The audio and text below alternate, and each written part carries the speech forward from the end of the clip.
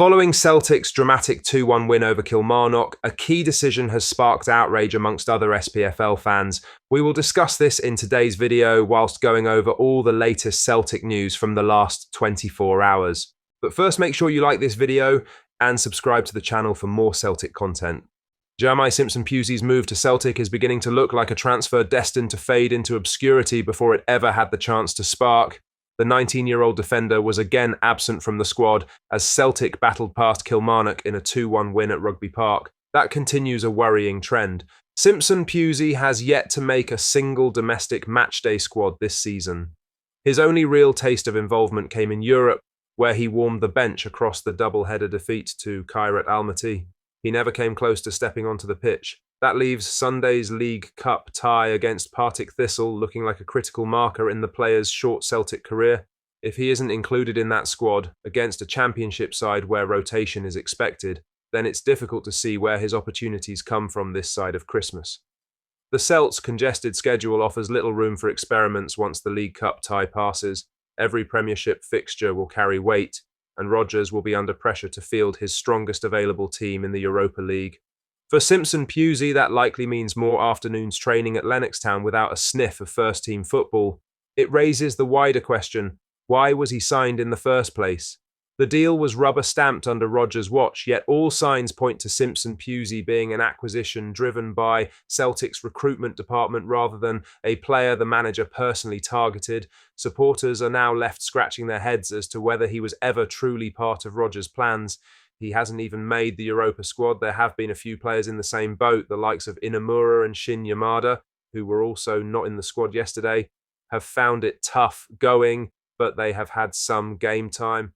Celtic FC history is littered with players who arrived with promise only to drift into obscurity without establishing themselves.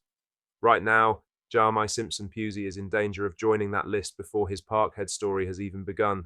Now for the main story, as former Premier League referee Dermot Gallagher has weighed in on the penalty decision that handed Celtic victory at Rugby Park, calling it extremely harsh, despite the SFA insisting it was the correct call. With the match poised at 1-1, referee John Beaton awarded Celtic a spot kick after a VAR review showed James Forrest's shot striking Lewis Mayo's arm. Kelechi Iheanacho converted to seal a 2-1 win on his debut, sparking protests from Kilmarnock boss Stuart Kettlewell and fierce debate among pundits. Gallagher, speaking on Ref Watch, questioned the consistency of the decision. He said, "It's extremely harsh. When the referee was sent to the screen, I didn't think he was going to give it, because if you watch, it's his own teammate that it comes off and rebounds up. What they work to is if it comes off a part of your own body onto your hand, play on, or a teammate, play on. It does come off his teammate and his arm is always in that position, it's there. It struck him, but I think it's extremely unlucky." Earlier, the SFA had issued guidance insisting the penalty was correct, noting Mayo's arm was in an unnatural position and that deflections do not always negate a handball offence. Gallagher's interpretation highlights the grey area surrounding handball laws and how they are applied in Scotland. While the law backs Beaton's decision, the ex-referee's comments suggest many officials would have let play continue, but then they'd be ignoring the law of the game. People seem to have a problem with the decision, which was correct going by the guidance issued by the SFA. The anger should be directed at the rules, not the referee/VAR. The debate will do little to ease frustration at Rugby Park, where Killie felt they had done enough to earn a point. In other news, Dyson Maeda delivered the perfect response to a turbulent week by heading Celtic into the lead against Kilmarnock. The Japanese forward has been at the centre of headlines after admitting he told Celtic he wanted to leave in the summer, even revealing he had agreed terms with another club before the move was blocked. Brendan Rodgers later confirmed he had known since February about Maeda's desire to go. But on the pitch at Rugby Park, Maeda showed his professionalism, stooping low to power home Marcelo Saraki's cross for his first league goal of the season. With speculation over his future now out in the open, the goal was a timely reminder of his value to Rodgers' side.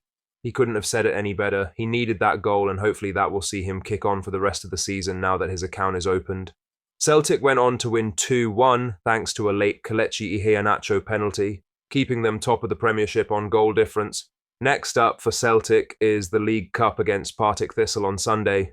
In other news, the Scottish FA have issued guidance clarifying why Celtic were awarded a late penalty in their 2-1 win over Kilmarnock after the decision sparked debate among pundits and fans. With the match tied at 1-1, referee John Beaton was sent to the monitor by VAR after James Forrest's shot struck the arm of Killie defender Lewis Mayo.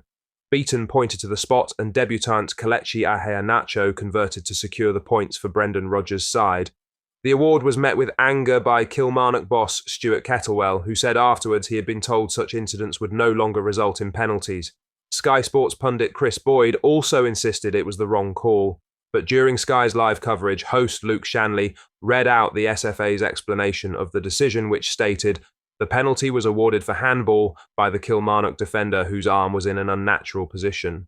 Deflection does not always negate a handball offence. He doesn't know where the ball is going and his arm is up in an unnatural position to block a shot."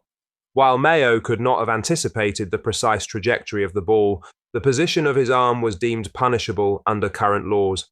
It will do little to ease Kettlewell's frustration, with the Killie manager adamant his team had executed their game plan well enough to earn a point. For Celtic, the ruling provided a lifeline and the chance for Iheanacho to mark his debut with a decisive moment. The win returned Celtic to the top of the Premiership, level on points with Hearts. It does feel like this could be a turning point for Celtic this season, and hopefully it is. Lastly, Kasper Schmeichel swapped the penalty box for the OVO Hydro on Sunday night as he joined thousands of fans at Lewis Capaldi's sold-out Glasgow show. He had earlier kept his side in the game during their 2-1 win over Kilmarnock at Rugby Park, before watching debutant Kelechi Iheanacho seal the points with a dramatic late penalty. Hours later, he was back in the city, soaking up a different kind of atmosphere.